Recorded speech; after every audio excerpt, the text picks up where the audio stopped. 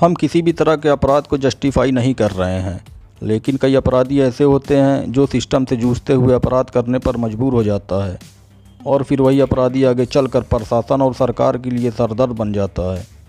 आज की कहानी एक ऐसे ही सिस्टम जनित अपराधी की है जिसने आगे चलकर सरकार के नाक में दम कर दिया था। जी हाँ, आज बात करेंगे वीरप्पन के लाइफ की पूरी कहानी को एकदम सिलसिलेवार ढंग से, ताकि आपको उसके बारे में पूरी जानकारी सही मिल सके। तो चलिए जानते हैं उनके पैदा होने से लेकर इनकाउंटर तक की पूरी कहानी।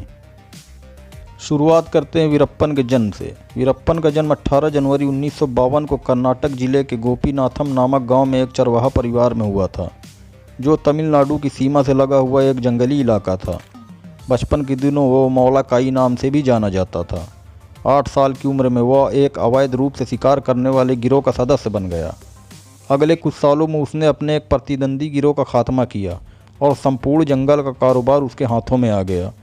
उसने चंदन तथा हाथी दांत से काफ़ी पैसा कमाया।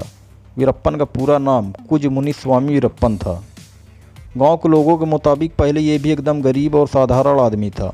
फॉरेस्ट विभाग के लोगों ने ही इसे उकसाया था स्मगलिंग के लिए, ताकि थोड़ी बहुत मलाई वो लोग भी चाट सकें। लेकिन फिर जब वीरप्पन पैसा बनाने लगा तो वो इसको मारने के चक्कर में पड़ गए। फिर वो जंगल में भाग गया और तभी से नई नई कहानियों का सिलसिला शुरू हो गया। गांव के लोगों के मन में वीरप्पन के प्रति इज्जत थी, क्योंकि वो कभी गांव वालों को परेशान नहीं किया था।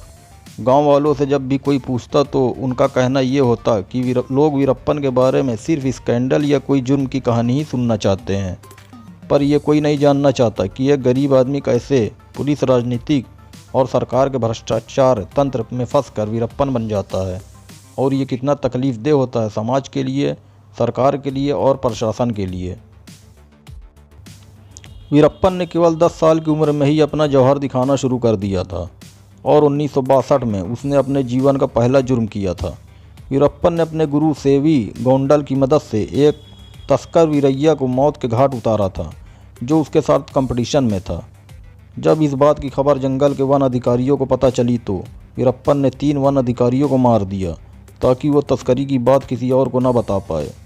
अब आ गया था साल 1970, जब वीरप्पन एक शिकारियों को गिरोह में शामिल हो गया और अब सब कुछ ऑर्गेनाइज्ड ढंग से करने लगा। लेकिन सब कुछ इतना आसान होता तो बात ही क्या थी। समय ने करवट बदली और वो 2 साल बाद ही साल 1972 में पहली बार पुलिस के हत्थे लग गया। पुलिस के साथ उनका आंख मिचौली खेल चलता रहा और समय के साथ ही वीरप्पन हाथी दांत और चंदन तस्करी में माहिर हो गया था। हाथी दांत के तस्करी के हाथियों को मार गिराना उसके बाएं हाथ का खेल बन गया था। उसके काम में अड़ंगा डालने वाले हर पुलिस अधिकारी, वन अधिकारी और लोगों को भी मारा। 27 अगस्त 1983 को उसने उसको चंदन तस्करी और हाथी दांत तस्करी से रोकने वाले वन अधिकारी सहित उसके सहयोगियों को मार दिया था। 1986 में वो एक बार फिर पुलिस के हत्थे चढ़ा और पुलिस ने उसे जब फॉरेस्ट गेस्ट हाउस में बंदी बनाया तो रहस्यमयी तरीके से वो वहाँ से भाग गया, क्योंकि अब तक समय वो आ चुका था जब जंगल को वीरप्पन से ज़्यादा कोई नहीं जानता था। साल 1987 में वीरप्पन ने तमिलनाडु के वन अधिकारी चिदम्बरम को पहले अगवा किया और फिर उसको मार दिया। ये पहली घटना थी जिससे भारत सरकार का भी ध्यान वीरप्पन की ओर गया। 9 अप्रैल 1990 को उसने 3 पुलिस अफसर को मार दिया, जिसकी वजह से कर्नाटक सरकार और तमिलनाडु सरकार हरकत में आ गई और दोनों सरकारों ने मिलकर वीरप्पन को ढूंढ निकालने के लिए स्पेशल टास्क फोर्स भेजी। नवंबर 1991 में वीरप्पन ने सीनियर IFS ऑफिसर पंदिलपल्ली श्रीनिवास को मारकर उसका सर धड़ से अलग कर दिया था, क्योंकि वो उसके काम में रुकावट पैदा कर रहा था। वीरप्पन ने हाथी दांत के लिए लगभग 2000 हाथियों को मार दिया था और हाथी दांत तस्करी में उसके मुकाबले कोई और नहीं था। साल 1991 में वीरप्पन ने एक ग्रेनाइट खदान के मालिक के बेटे को अगवा कर लिया और 1 करोड़ की फिरौती मांगी, लेकिन बाद में उसे सिर्फ 15 लाख पर छोड़ दिया था। 1992 में वीरप्पन ने रामपुरा पुलिस स्टेशन पर हमला बोल दिया, जिसमें उसने 5 पुलिस वालों को तो मौत के घाट उतार दिया था और 2 लोगों को घायल कर सारा असलहा बारूद लेकर भाग गया था। इस भिड़ंत में वीरप्पन के टोली के भी 2 लोग मारे गए थे। इसी तरह उसने 1992 में मैसूर के जिला SP हरिकृष्णन, शकील अहमद, सहित 4 कांस्टेबल को भी मार गिराया था। अब आता है साल 1993, जिसने वीरप्पन को लगभग सारी दुनिया में मशहूर करवा दिया था। साल 1993 वीरप्पन की ज़िंदगी का सबसे ज़्यादा रोमांचकारी साल रहा। साल 1993 में वीरप्पन की तमिलनाडु के पुलिस अफसर रेम्बो गोयल कृष्णन से एक नज़दीकी भिड़ंत हुई, जिसमें वीरप्पन बाल बाल बच गया था। फिर उसी साल 1993 में ही बीएसएफ के जवानों ने इस मिशन को अंजाम दिया, लेकिन उनके ऑपरेशन में सबसे बड़ी बाधा भांसा की थी, जिसके कारण यह ऑपरेशन फेल हो गया और बीएसएफ के 20 जवान भी मारे गए। उसी साल वीरप्पन ने एक बार फिर जाल बिछाया और पुलिस अफसर, वन अधिकारी और नागरिकों से भरी बस को विस्फोटक से उड़ा दिया। इस घटना को पालर ब्लास्ट कहते हैं, जिसमें 22 नागरिक और पुलिस वाले की मौत हो गई थी। 1993 में ही वीरप्पन ने एसटीएफ के 6 पुलिस वालों को मार दिया, जिसके बाद बीएसएफ और एसटीएफ के ज्वाइंट ऑपरेशन के कारण वीरप्पन की गैंग के 9 लोग गिरफ्तार हुए और 6 लोग मौके पर ही मार दिए गए। अब गुस्से से भरे वीरप्पन ने 1994 में कोयम्बटूर के पुलिस अधीक्षक चिदम्बरम नथम सहित 2 लोगों का अपहरण कर लिया। फिर उसके बाद 1995 में उसने तमिलनाडु के 3 वन अधिकारियों को अगवा कर लिया। 1996 में उसने एक पुलिस इन्फॉर्मर सहित 19 पुलिस वालों को मार दिया। 1997 में उसकी गैंग ने सरकारी ऑफिसर समझकर 2 वाइल्ड लाइफ फोटोग्राफर सेनानी और कृपया कर का अपहरण कर लिया था। ये लोग उसके साथ 11 दिन रहे और फिर उन्हें बिना नुकसान पहुंचाए जाने दिया गया। इन्होंने वीरप्पन की जो कहानी सुनाई उस पर यकीन न करते हुए भी यकीन करने को दिल करता है। उनके अनुसार वीरप्पन हाथियों को लेकर बड़ा इमोशनल था। उसने कहा कि जंगल में जो कुछ होता है मेरे नाम पर मढ़ दिया जाता है, पर मुझे पता है कि 20-25 गैंग शामिल है इस काम में। सारा काम मैं अकेला ही नहीं करता, मैंने कब का छोड़ दिया है। उन फोटोग्राफर्स के मुताबिक यह बात करते समय वीरप्पन नेशनल जियोग्राफिक मैगजीन पढ़ रहा था। साल चल रहा था 2000। अब वीरप्पन ने अपहरण किया कन्नड़ भाषा के सबसे बड़े सुपरस्टार राजकुमार का। वीरप्पन का गांव कर्नाटक में आता है। राजकुमार तमिलनाडु में जन्मे थे। कर्नाटक और तमिलनाडु में कावेरी नदी को लेकर झगड़ा है, तो राजकुमार को इसलिए किडनैप किया गया था कि पानी के मुद्दे पर बात की जा सके। ये वही कावेरी विवाद है जो अभी तक थमने का नाम नहीं ले रहा है। तो सोचिए इसकी जड़ें कितनी गहरी हैं। और अब तक आप लोग ये तो समझ गए होंगे कि वीरप्पन जयललिता और करुणानिधि के झगड़े की पैदाइश था, लेकिन पर्दे के सामने हमेशा रहा चंदन के लकड़ी और हाथी के दांत की तस्करी और साथ में वीरप्पन का खूनी खेल। खैर, राजकुमार की किडनैपिंग के बाद 50 करोड़ मांगे थे। वीरप्पन ने उसकी रिहाई के लिए, साथ ही बॉर्डर इलाकों के लिए वेलफेयर स्कीम, ये अपने गांव वालों के सामने हीरो बनने का एकदम नया अंदाज था। हालांकि वीरप्पन ने 109 दिनों के बाद कन्नड़ अभिनेता को रिहा कर दिया। 2002 में वीरप्पन कर्नाटक के पूर्व मंत्री नागप्पा को पहले अपहरण किया और फिर मौत के घाट उतार दिया। इस घटना के बाद से वीरप्पन को जिंदा या मुर्दा पकड़ लाने वालों को सरकार ने 5 करोड़ का इनाम देने की घोषणा की। वीरप्पन ने अब तक 184 लोगों को मारा था, जिसमें से 97 लोग सिर्फ पुलिस के ही थे।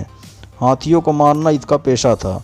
10,000 टन चंदन की लकड़ी काट के बेच दी, जिसकी कीमत 2 अरब रुपए थी। वीरप्पन को मारने के लिए जो टास्क फोर्स बनाई गई थी, उस पर अब तक 100 करोड़ रुपए खर्च हो चुके थे। वीरप्पन का कहना था कि पुलिस ने ही उसके भाई बहन को मारा है और वह इन पुलिस वालों को मारकर अपना बदला पूरा कर रहा है।